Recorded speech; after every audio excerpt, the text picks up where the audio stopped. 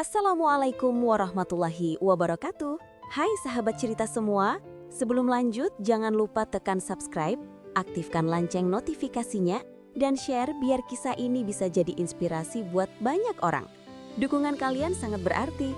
Yuk mulai hari ini bersama cerita luar biasa yang mungkin relate banget sama perjalanan hidup kita. Namaku Zemira Wang Mahera. Nama ini mungkin terdengar unik. Perpaduan etnis Arab, Tionghoa, dan Maluku yang diwariskan dari keluarga besar kami. Aku lahir dan besar di Pontianak, di tengah lingkungan yang penuh semangat tapi serba sederhana. Hidupku jauh dari gemerlap, bahkan sering dipandang sebelah mata oleh orang-orang sekitar hanya karena keluargaku tak punya banyak harta. Rumahku kecil di pinggiran kota, berdinding papan yang sering diterpa angin kencang dari Sungai Kapuas. Setiap pagi, suara burung dan riuh arus air jadi alarm alami saat aku bangun, bergegas menyiapkan kudapan sederhana bersama ibu untuk dijual ke tetangga sekitar. Ayahku, Muhammad Wang, percampuran Arab Tionghoa, dulu buruh pelabuhan, sekarang hanya bisa berjualan ikan asin di pasar pagi bersama ibu. Ibu, Sifan Mahera, perempuan Maluku yang gigih, selalu mengajarkan aku tentang pentingnya menjaga harapan meski hasil jualan kadang tak cukup buat makan sekeluarga. Aku tumbuh dengan segudang impian, ingin kuliah di kampus ternama, ingin punya usaha sendiri, dan paling penting ingin keluarga kecilku hidup lebih baik. Tapi impian itu hampir selalu jadi bahan bisik-bisik para tetangga. Orang tua Zemira cuma pedagang keliling, bisa apa sih anaknya? Kadang hatiku perih, tapi aku tak pernah menyerah. Justru sejak kecil aku belajar untuk menyimpan rasa tidak percaya diri menjadi mimpi besar biar suatu hari aku bisa membuktikan kalau aku layak dihargai. Di sekolah aku jarang jadi pusat perhatian, nilai biasa saja, penampilan sederhana, dan aku lebih suka duduk di pojok kelas menulis jurnal harian tentang harapan masa depan. Suatu hari aku bertemu dengan seorang lelaki bernama Mingan Chavez Bugis. Sosok berdarah Bugis dan Spanyol yang dikenal cerdas dan berprestasi. Dia kerap jadi pusat sorotan, penuh percaya diri, sering tampil di depan kelas memimpin diskusi. Diam-diam aku mengagumi semangatnya, meski aku tahu jarak antara kami bagaikan langit dan bumi. Sayangnya dunia Zamira dan Mingan memang tak pernah benar-benar bertemu. Status sosial, budaya, dan ekspektasi orang tua jadi penghalang besar. Tapi aku terus berjuang, mendorong diri belajar lebih giat, mencari pekerjaan sampingan, bahkan mencoba bisnis kecil-kecilan hanya dengan modal nekat dan sisa uang jajan. Teman-teman yang lain mulai sibuk merencanakan masa depan, tapi aku memilih berpegang pada mimpi sederhana, ingin menunjukkan bahwa nasib bisa berubah jika kita mau berusaha keras. Dan buat kalian semua yang lagi merasa diremehkan, ingin menyerah atau sedang diuji keadaan, dengerin kisahku. Jangan lupa subscribe sekarang supaya kita bisa lanjut ke babak selanjutnya.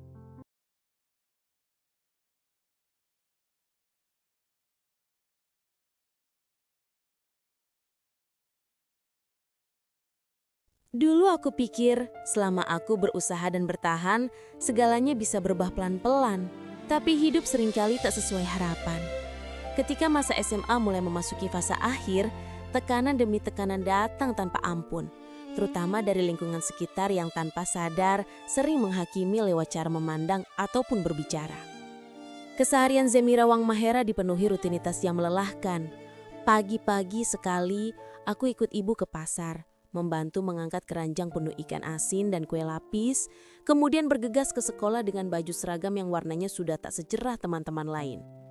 Aku selalu mengatur napas panjang, menyimpan rasa malu dan cemas agar tidak terlihat rapuh. Tapi di balik itu, aku diam-diam menyusun strategi hidup, mencatat semua pengeluaran di buku kecil, membagi waktu antara belajar, membantu orang tua dan mencari cara agar bisa menabung sedikit demi sedikit. Saat teman-teman sibuk membahas rencana kuliah atau liburan akhir tahun bersama keluarga, aku sibuk berpikir bagaimana caranya melewati besok tanpa terhambat soal uang makan ataupun biaya ujian sekolah. Aku sadar, tak semua hal bisa aku dapatkan dengan mudah. Kadang, sepulang sekolah, aku harus berjualan risoles sisa dagangan ibu di pinggir jalan, sambil menahan tatapan orang-orang yang mungkin mengira aku pantas dikasihani. Namun, aku tak mau dikenal sebagai gadis yang hanya bisa pasrah menerima keadaan. Aku ingin sekali membuktikan bahwa aku punya hak yang sama untuk bermimpi, bahkan jika jalannya penuh duri. Istirahatku sering hanya sebentar. Malam-malam aku gunakan untuk belajar, membaca buku motivasi pinjaman dari perpustakaan sekolah, atau sekadar menulis impian di kertas bekas bekal jajanan. Suatu hari ketika rapat OSIS berlangsung, aku memberanikan diri berbicara di depan, menawarkan ide untuk menggalang dana sekolah lewat bazar makanan sederhana. Tak disangka, banyak yang antusias, dan dari situlah aku mulai lebih percaya diri. Guru-guru pun memuji semangatku, tapi tidakkah semua pujian itu cukup untuk menutupi fakta aku tetap dianggap anak miskin oleh sebagian besar teman dan orang tua mereka. Di balik usaha kecil-kecilan itulah aku semakin mengenal Mingan Chavez Bugis. Ia sering datang membantu sekadar mengangkat barang atau memotivasi saat aku lelah. Meski kami semakin dekat, aku sadar diri. Aku tak mau berharap lebih.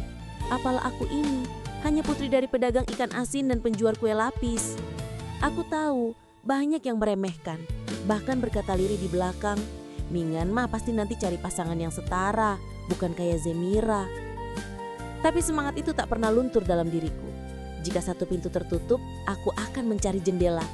Jika itu tak ada, aku akan membuat celah sendiri. Yang penting, jangan menyerah. Dunia memang sering tidak adil, tapi aku percaya Tuhan tidak pernah tidur. Perjalananku baru saja dimulai, dan aku yakin badai pasti ada ujungnya.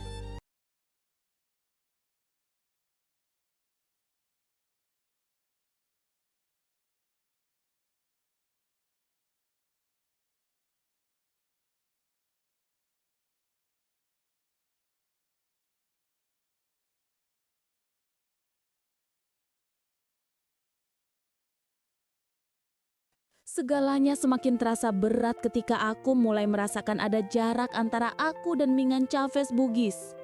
Sinyal-sinyal kecil yang sebelumnya kuabaikan pelan-pelan semakin jelas. Seperti angin dingin yang menusuk waktu musim hujan tak kunjung reda. Mingan semakin jarang menyapa, senyumnya tak lagi setulus dulu. Dan setiap kali aku berusaha mengajak bicara, ia tampak selalu terburu-buru, seolah ada tembok tak kasat mata antara kami. Suatu sore, ketika matahari condong ke barat dan suara azan maghrib mulai merambat dari masjid sudut kampung, Mingan akhirnya mendatangiku. Wajahnya penuh ragu, matanya tidak sanggup menatap lama. Maaf Zemira, aku harus jujur, aku gak sanggup lanjut lagi. Keluarga besar ingin aku fokus ke masa depan. Mereka gak setuju aku menjalin hubungan dengan seseorang yang... Ia tak menyelesaikan kalimatnya. Tapi aku tahu ujung katanya adalah kata miskin. Aku hanya terdiam, menahan air mata yang memanas di sudut mata. Udara di sekitarku terasa beku. Aku merasa begitu kecil, seolah semua usaha, kejujuran, dan ketulusan yang pernah aku berikan tak lebih dari angka 0 di mata orang lain. Aku teringat semua momen ketika aku berani bermimpi, menulis harapan di lembar-lembar kertas, berjuang di setiap pagi buta, dan berdoa agar diberi kekuatan. Kini semua kenangan itu terasa hancur berkeping-keping. Sepeninggal Mingan, aku mengurung diri beberapa hari. Aku hampir tak bicara dengan siapapun, hanya membantu ibu di dapur dan menahan perih di dada sendirian. Malam-malam panjang berlalu dengan air mata yang basah di bantal kumal, bertanya kenapa keberadaan seseorang bisa terasa tidak berarti hanya karena kondisi ekonomi. Berkali-kali aku bertanya pada Tuhan, kenapa aku harus merasakan sakit sedalam ini? Tapi di satu titik, aku melihat ibu terlelap di tikar usang seusai bekerja, wajahnya penuh garis lelah namun selalu terselip senyum tipis setiap kali memandangku. Aku sadar, kekuatan ibu selama ini jauh lebih besar daripada luka hati remaja sepertiku. Aku teringat setiap wejangan ibu bahwa hidup itu soal ketangguhan, bukan hanya soal nasib. Dan kesuksesan bukan tentang diterima atau tidak oleh orang lain, tapi bagaimana aku menerima dan mencintai diriku sendiri. Dari situ, aku mulai berbenah perlahan. Luka hatiku jadi bara semangat baru, sebuah tekad dalam diam. Aku harus bangkit, bukan untuk membuktikan pada Mingan, bukan untuk membalas dunia, tapi demi diriku sendiri dan keluargaku yang berjuang tanpa pamrih. Aku tahu jalanku masih panjang dan berliku, tapi aku tak akan berhenti, tak akan menyerah. Waktuku akan datang, entah esok atau lusa, dan aku akan menanti saat dimana aku bisa tersenyum dan berkata, Aku berhasil dengan dan atas nama diriku sendiri.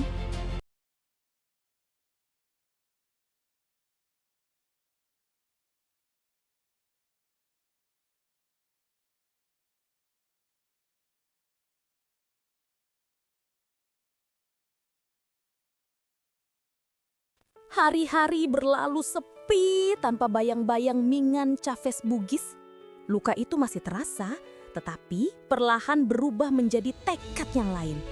Aku mulai memperbaiki diri dengan cara sederhana, membagi waktu lebih disiplin, mencari pekerjaan sampingan yang bisa kulakukan sambil sekolah, dan menulis lebih banyak di jurnal harian.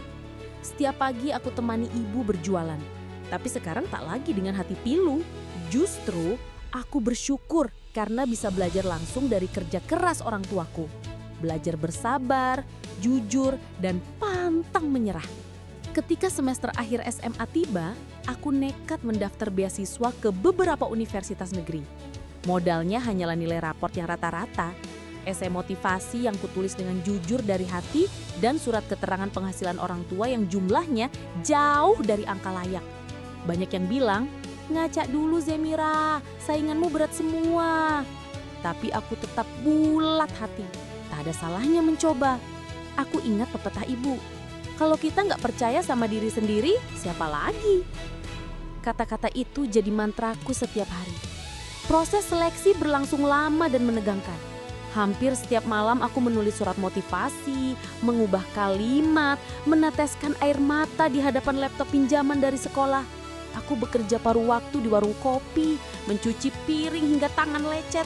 Semua itu demi menambah tabungan untuk biaya hidup jika nanti lolos. Suatu pagi yang cerah, saat aku membantu ibu beres-beres lapak di pasar, ayah datang terburu-buru sambil membawa secarik amplop. "Ini dari kampus," katanya pelan, wajahnya tegang sekaligus harap-harap cemas. Jantungku seakan berhenti, semua perasaan campur aduk jadi satu. Dengan tangan gemetar, aku buka amplop itu. Setiap kalimat di surat itu bagai jendela harapan baru. "Selamat, Anda terpilih sebagai penerima beasiswa penuh." Aku menangis sejadi-jadinya. Ibu memelukku, ayah menepuk bahuku. Untuk pertama kalinya dalam hidup, aku melihat air mata bahagia di wajah kedua orang tuaku. Kabar itu menyebar cepat. Beberapa tetangga yang dulu sering sinis sekarang memberi selamat. Walau ada juga yang tetap nyinyir di belakang. Tapi aku tidak peduli. Aku tahu perjuanganku belum berakhir, bahkan baru saja dimulai. Aku ingin lebih dari sekedar jadi sarjana. Aku ingin membuktikan bahwa anak pasar, putri penjual ikan asin dan kue lapis, bisa berdiri di barisan terdepan sejajar dengan siapapun yang dulunya meremehkanku. Kegagalan, penolakan, dan kehilangan orang yang pernah aku sayang telah membentukku jadi pribadi yang lebih kuat. Aku bukan lagi gadis cengeng yang menunggu keajaiban, tapi pejuang yang tahu keajaiban hanya untuk mereka yang berani berproses. Kini, aku siap untuk babak berikutnya dalam hidup, meninggalkan luka di masa lalu, menatap masa depan dengan kepala tegak, dan tetap membawa nama Zemira Wang Mahera dengan bangga di setiap langkahku.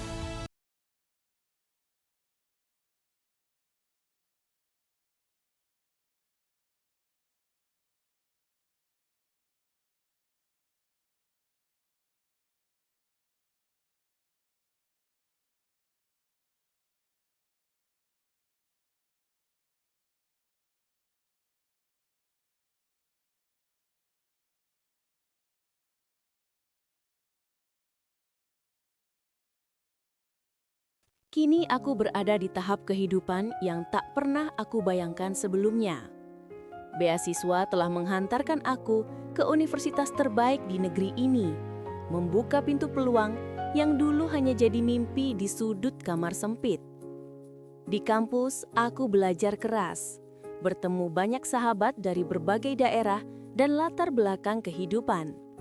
Namaku Zemira Wang Mahera. Semakin dikenal sebagai mahasiswa yang tak hanya gigih, tapi juga pantang menyerah. Aktif di organisasi kampus dan kerap memenangkan lomba inovasi tingkat nasional. Dengan ilmu dan jaringan yang kukumpulkan, aku membangun usaha sosial kecil-kecilan yang berfokus pada pemberdayaan perempuan muda pinggiran kota agar berani bermimpi dan punya akses belajar keterampilan digital. Usaha itu tumbuh perlahan, menghasilkan karya dan memberdayakan puluhan orang dari kampung halaman. Setiap kali pulang, aku tak lagi merasa malu. Justru aku bangga menunjukkan bahwa perubahan itu nyata, asal ada keberanian untuk bermimpi dan bertindak. Suatu hari ketika aku sedang berbagi materi dalam seminar motivasi, aku melihat sosok familiar di antara kerumunan. Mingan Chavez Bugis. Ia datang mendekat, matanya tampak ragu. Wajahnya tak lagi sama. Ada penyesalan yang berusaha disembunyikan. Kamu sekarang sukses banget ya. Aku selalu tahu kamu kuat, Zemirah. Aku cuma mau bilang, aku bangga sama kamu. Dan kalau boleh jujur, aku menyesal pernah menyerah dulu. Hatiku tenang. Tak ada amarah, tak ada keinginan membalas dendam. Yang ada hanya rasa syukur. Karena luka lama telah menjadi fondasi kekuatan baru. Aku tersenyum dan berkata pelan, "Terima kasih Mingan, tapi hidupku sekarang sudah berbeda. Aku ingin berjalan ke depan bersama orang-orang yang tahu arti perjuangan dan menghargai mimpi, bukan masa lalu. Kini aku tahu ukuran keberhasilan bukanlah materi atau status sosial, tapi kemampuan untuk berdamai dengan diri sendiri dan tetap berjuang tanpa harus bergantung pada pengakuan siapapun." Rasa sakit di masa lalu telah jadi batu loncatan yang membawaku ke titik ini. Aku ingin perempuan-perempuan lain di luar sana berani bermimpi, berani gagal, dan berani bangkit. Untuk kalian semua yang mendengarkan kisahku, jangan pernah biarkan masa lalu membatasi langkahmu. Jangan takut diremehkan, karena kegagalan hanyalah awal dari perjalanan menuju kemenangan. Terima kasih sudah setia di cerita ini. Jangan lupa subscribe, like, dan share, agar kisah ini bisa menginspirasi lebih banyak orang. Sampai jumpa di kisah berikutnya, semoga mimpimu juga segera jadi nyata.